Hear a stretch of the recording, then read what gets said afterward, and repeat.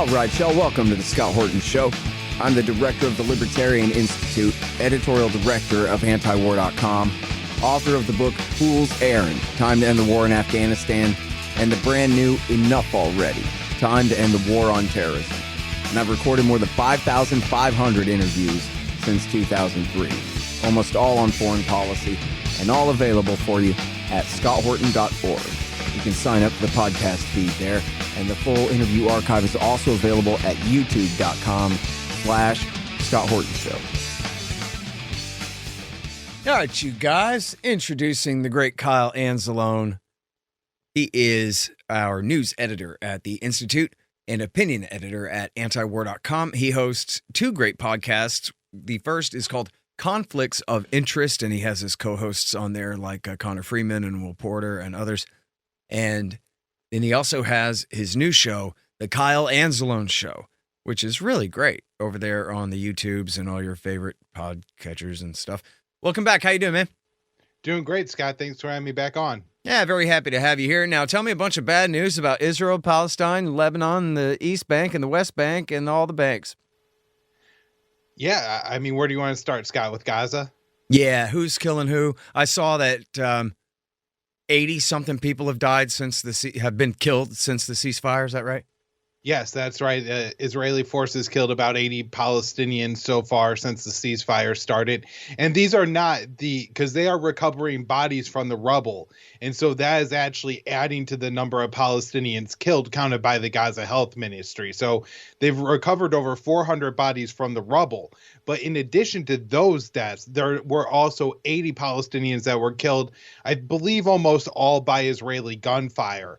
And it's pretty clear what's happening here, Scott, is that the Israelis are just firing on anyone who crosses any line that they deem, that they shouldn't cross. And we know this because they actually killed an unarmed contractor who was working for the Israelis, who was just walking around, and they shot him. And so, they're just opening fire and killing people who are in areas that they're not supposed to go, even if by the ceasefire, they're not supposed to be doing so. Mm-hmm. And really, there's no repercussions for Israel.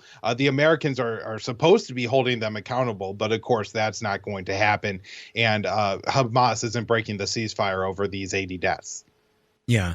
I don't know what it would take, for them to go back on the deal that they've got now, which I guess is pretty good for them in terms of the ratio of people getting freed and the hostage exchange, etc.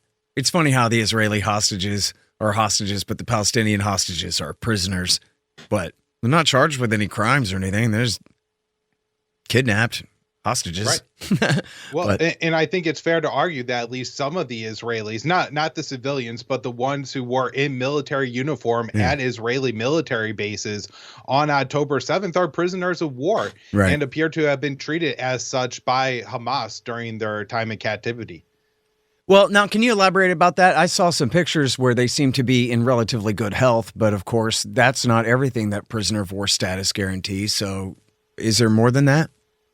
Well, I think they provided medical care, which was important, and some of that, I believe, happened through the Red Cross during the time, at least during the first ceasefire period.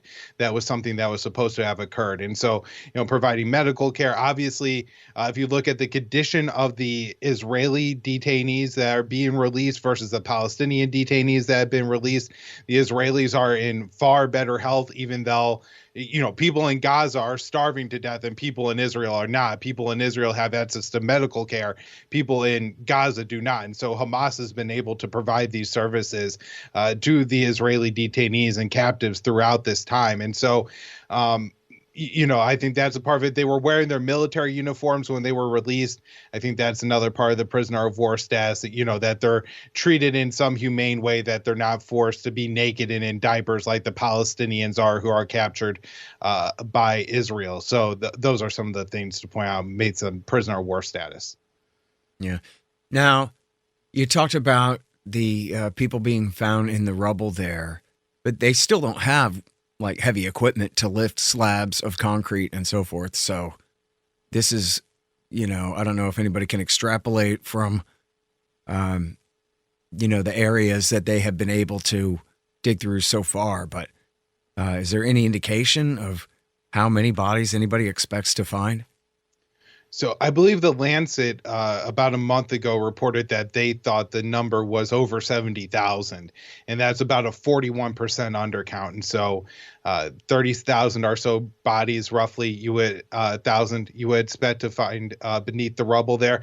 And Scott, that's also going to get increasingly difficult because some of the pictures of the bodies that have been recovered, particularly in northern Gaza, where I don't think people have been able to dig through their dead, and a lot of that area was decimated right after October 7th, 2023. And so, the remains of these children being found are skeletal remains. And, I'm not sure how much the ecosystem in Gaza is similar to Mosul, Iraq, but I do remember that a year or two after the destruction, after ISIS took over that city and then was vanquished by the Israeli army, or American and Iraqi army, that they were finding the bodies were like nested with rattlesnakes and scorpions. And so this gets really just an absolutely nasty situation for people to have to go through. And I'm sure it's devastating for the families that are looking for their relatives. And I'm sure discovering that, animals have eaten part of the bodies and things like that. And just finding skeletal remains has to be absolutely heartbreaking. Yeah. All right. Well, look, this always was the very worst part of Donald Trump, and it still is. His Zionism. And I don't know, he made some crazy announcement that actually just sort of shrugged my shoulders. Egypt and Jordan, you know what? We'll just have the Palestinians all go there. He undercounted the Palestinians still surviving in Gaza by about 1 million or so, 500,000 at least, and said, well, we'll just move them to Jordan and Egypt, build them some nice housing, and then they can finally have peace. It's going to be this real sweet favor he's going to do for the Palestinians there. And of course, as I assumed, this is why I shrugged it off. I just thought, well, Egypt and Jordan are never going to do that. They're just not going to do that. But the top headline on antiwar.com today is Trump insists that Egypt and Jordan will take the Palestinians. What else did he say? Yeah, I mean, that's pretty much just what Trump said. I think in his statement, his 2 sentences, he said they will do it 4 times. And he pointed to the leverage that the U.S. has over both Egypt and Jordan, and that's hundreds of millions of dollars in annual aid. And of course, all kinds of other security assistance and military equipment. And, just the status of being a part of the U.S. empire certainly has protected the regimes in Jordan and Egypt. They both are dictatorships. One's a kingdom, one's a military dictatorship. Trump has actually referred to the Egyptian dictator General al-Sisi as his favorite dictator during his first administration. And so I think Trump is prepared to put pretty heavy leverage on Jordan and Egypt to get this plan done. And as you said, the first time he mentioned this, that the Jordanians and the Egyptians will take the Palestinians. Well, this just seemed absolutely ridiculous to me. One, it's, the U.S. outright aiding, right? We're going to financially probably bribe these countries to take in these Palestinians. So we're going to bribe them and financially participate in an ethnic cleansing of 2 million people. I mean, that's absolutely insane. How could we do this as a country? And yet it seems like we're going to start moving forward with it. Well, not just how may we do it, but how can we do it? I mean, the Israelis just bombed the crap out of these people for 1.5 years. They were able to force march civilian populations here and there, but it seems like maybe if they brought in the B-52s, but they're not going to send in the Marines. So I don't know how they think they even could accomplish this, really, because the Palestinians are not going to give up and leave. In fact, I'll get back to letting you finish your thought on this same subject in a second, but I want to throw in parentheses here that when the war first started, Ramzi Baroud wrote an article for antiwar.com, and he came on the show and he explained, Israel's already lost. They can't win this war. We already saw them try to win the same war in 2014. What happened was the Hamas fighters popped their heads up out of the ground and out of the rubble, and they sniped them, and they shot them, and they killed them, and the IDF decided they didn't like dying, and they withdrew. And the same thing's going to happen again. They can bomb the place from the air, but they can't occupy it. So I don't know who's telling Trump how this is supposed to work or what it is, who it is that's made him believe in this possibility. But we just saw that Ramsey Baroud is right. In fact, he just wrote another article for antiwar.com called, yeah, see? Well, Scott, those are about all the things that I was going to say. Actually pointing to the Ramsey Baroud article running on the page today. Well, there you go. And I actually haven't read this one yet. I read his last one before this, but still. Yeah, no, he points out that, once the Palestinians were able to, they pulled up their tents that were in the southern half of the Gaza Strip and they went back to the northern half, and they're putting up their tents on the rubble of their old homes, and they're just planning on rebuilding. And so, Scott, you're talking about from the perspective of Hamas is going to continue to try to snipe and kill the Israelis. But what happens when Israeli forces come upon a Palestinian family, and rather than, accepting the forced march, they throw rots at, the rubble of their homes at the Israeli forces? Are they just going to open fire and slaughter all these people? Well, yeah. With the Palestinian determination, it does seem like that's what it would come down to. That's the only people they're capable of defeating is the civilians, right? They can't defeat the armed men there. Right. But they still got to deal with the civilians, and I don't see how it could possibly work. But at the same time, when Trump said this, the Israeli finance minister, Bezalel Smotrich, came out and said, this is an absolutely great idea, and I'm going to help Trump implement it. And the one maybe bright spot of the Trump administration with the situation is we are now in a ceasefire. And that's something that did not happen under Biden, except for the very short one at the beginning. And that's apparently because of the pressure that Trump's envoy to the Middle East, Steve Witkoff, put on Israel and Netanyahu to agree to this ceasefire. However, Smotrich just met with Witkoff and said that meeting went absolutely great. So I guess it's very concerning as to what those two talked about, that Smotrich was happy about when he is openly saying that we need to move forward with Trump's ethnic cleansing plan. Oh, man. Well, and then, so tell me about the West Bank, because I know as soon as they got a ceasefire in the Gaza Strip, they went east. Right. Well, and there's, of course, two things going on, which is the actual IDF operations, which seem to be focused on the city of Jenin, where they're tearing up the roads around the hospitals. They're trying to make it unlivable. Smotrich, who we were just talking about, said they're going to make the West Bank look like Gaza. The Israeli defense minister, Israel Katz, said they're going to take the lessons from Gaza and apply it to the West Bank. Jeez. And, certainly right now it's happening on a smaller scale. It's not like they're pummeling the West Bank with heavy bombs as they did in Gaza, but they are destroying it. They are increasingly making it unlivable. But at the now the headline on antiwar.com today, it's a Cradle piece. It says they forcibly displaced 20,000 Palestinians from Jenin. So what kind of violence was necessary to accomplish that? That's a lot of people already. Right. Well, that's just where I was going with it, Scott, that what we have in also in Jenin and elsewhere in the West Bank is that once Trump came into office, he removed the sanctions that the Biden administration had placed on some Israeli settlers because they were going out and committing violent acts against the Palestinians to try to displace them. So on top of the official military operations, you have gangs of Israeli hooligans running around the West Bank and attempting to intimidate and sometimes actually killing Palestinian people. So on top of the homes that are being destroyed by the IDF, the people that are being pushed from their homes by the IDF, you also have these gangs of West Bank and settlers emboldened by the fact that Trump removed the sanctions on them, who now feel like they have an absolute green light to just do everything they can to chase the Palestinians from their homes. And they understand the situation that they just saw play out in Gaza. We get them out of their homes, we get them into tents, and then eventually we'll convince the Americans to push them into Jordan. Yeah. Well, never mind that on the face of it, these are all war crimes against the law, illegal. You can't do that. But anyway, it just seems like worth mentioning as like a small asterisk here, that this is all criminal under the world law that America wrote after World War II.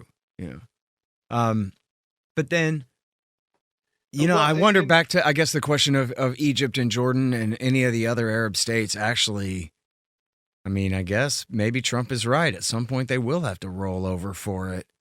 And what are they going to do? And listen, isn't it easy to see how someone just convinced Trump that, look, man, this won't be solved until the Palestinians are gone.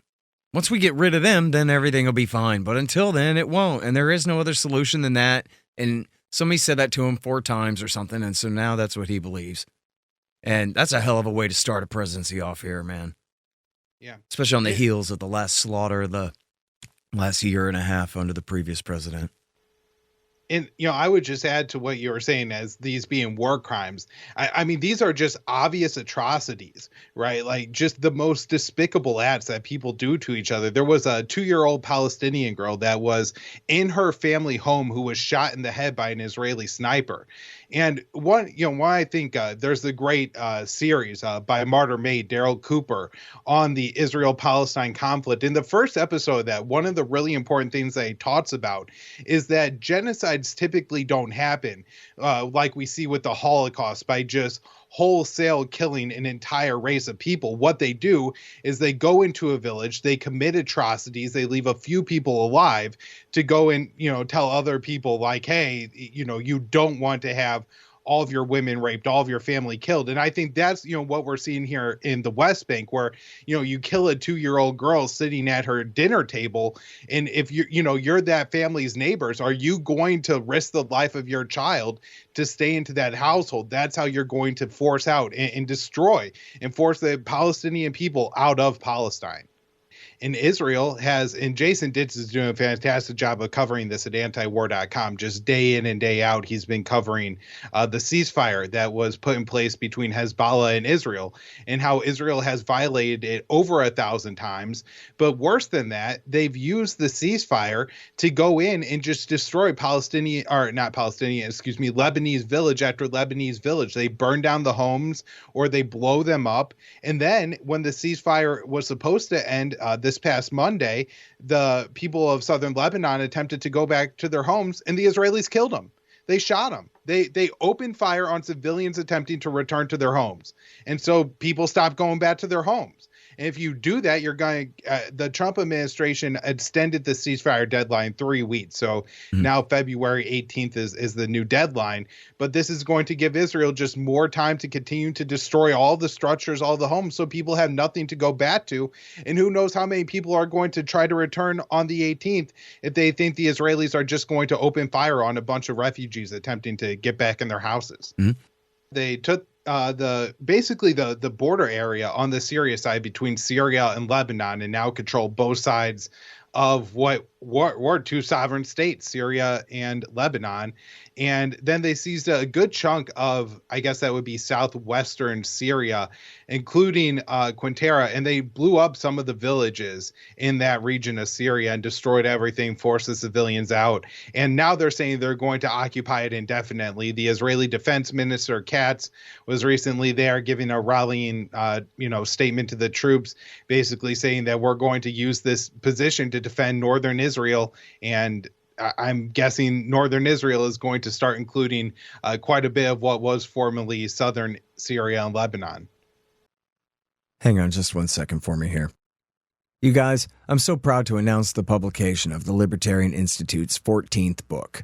It's Israel, winner of the 2003 Iraq Oil War, Undue Influence, Deceptions, and the Neocon Energy Agenda by Gary Vogler, former senior oil consultant and deputy senior oil advisor for U.S. forces during Iraq War II. Remember how I wrote in Enough Already about how Ahmed Chalabi sold the neoconservatives on a plan to rebuild the old British oil pipeline from Mosul and Kirkuk, Iraq to Haifa, Israel, if they would only get the United States to overthrow Saddam Hussein for him? And how they bought it because they are as dumb as they are corrupt? Well, Gary was there. As senior civilian consultant to the DoD and Iraqi oil ministry, he had a unique window and experience witnessing the Pentagon neocons and their machinations on behalf of Israel before and during that war. And it turns out that even though they did not get their pipeline, as Vogler demonstrates, the neocons and their Likudnik bosses figured out an effective plan B anyway. You are going to love Israel, winner of the 2003 Iraq Oil War by Gary Vogler, available everywhere. Check it out along with our other great books at libertarianinstitute.org/books. Hey, y'all, let me tell you about Robertson Roberts Brokerage, Inc. Nobody trusts the U.S. dollar anymore. Foreign governments are stocking up on gold instead of $100 bills. 1, they know they need to, and 2, that means you need to too. Interest rates are up, but for some reason, not much for savings accounts. Park your money there and watch Uncle Joe Biden just counterfeit its value away. You can see how the Fed is afraid to raise rates to beat inflation for fear of popping the current bubbles, at least before the election. So more inflation it will continue to be. Gold is your shield against monetary and price inflation, just like it always has been. Now, Tim Fry and the guys over at Roberts & Roberts are recommending gold over silver since the world's almost 200 governments are putting their own pressure on the price, which should help everyone else who makes similar calls on their own. Of course, Roberts & Roberts can help you with platinum, palladium, and silver, as well as gold. Don't let the Fed and the war party inflate all your savings away. Look up Roberts & Roberts at rrbi.co. That's rrbi.co. All right, and then tell us about Abu Muhammad al-Jawlani. The New York Times reported the other day he was officially sworn in as the president of Syria. I think is what they're calling him, El Presidente, however you pronounce that in Arabic, in Syrian dialect. But tell us what's going on with the status quo in the new Al-Qaeda-led Syria. Yeah, I mean, I guess on Jolani's behalf, this is one of the more powerful pieces of propaganda that's ever happened, right? That he's been able to remake his image as such that he was a, wanted designated terrorist with a $10 million bounty on his head. And now he's the president of Syria, and the U.S. government is apparently passing his organization, HTS, a designated foreign terrorist organization, intelligence on how to combat ISIS threats. And so he's somehow gone from Al-Qaeda terrorist to puppet in the American empire. It's a really interesting transformation. Now, this all came up in Tulsi Gabbard's confirmation hearing on Thursday because a number of senators, but particularly Senator Mark Kelly, I think he's from Arizona, really went after Gabbard on the Syria points, saying that you were just spouting Russian and Iranian and Syria propaganda, and how dare you repeat that. And Gabbard brought up the Timber Sycamore program and said how disgusted she was that the United States was backing and arming our sworn enemies in Al-Qaeda, and did point out that that regime change was finally successful and did lead to Al-Qaeda taking control of Syria.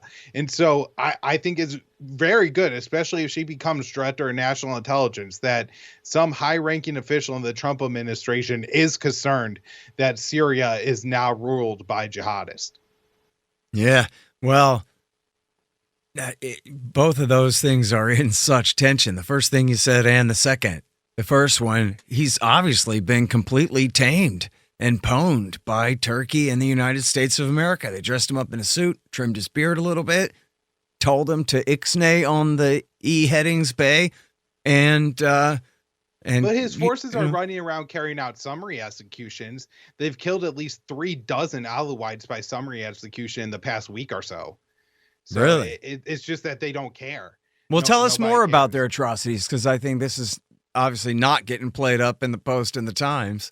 Right. Well, they are still carrying out the propaganda war, right? Jolani, or one of his, top lieutenants, was pictured with a bunch of Christian ministers or other people of faith in Syria, saying that, oh, look, we're okay with the new government. But it seems that particularly the Alawites, this was the set of former President Bashar al-Assad, are, starting to be killed in large numbers, in the dozens.